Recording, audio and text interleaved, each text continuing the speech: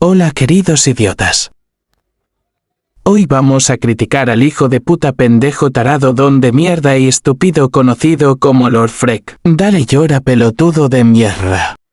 Me vale 3 estarías de verga que llores pendejito. Puta madre, esto me va más lajeado que el ojete. Seguí llorando maricón. Ok, ya empecemos con la crítica. Esta vez no insulte, pero no se acostumbré. No hables pendejo imbécil. Antes de iniciar quiero aclarar que es todo una broma. No tengo nada en contra de Lord Freck. Solo quería ver a cuánta gente podía engañar. Y ahora voy a alargar más el vídeo con estupideces para que se vea más creíble. Gracias por ver, amigos. Voy a poner cosas raras con música al azar para engañar a más gente. Ah, y por cierto amo los videos de Lord Freck.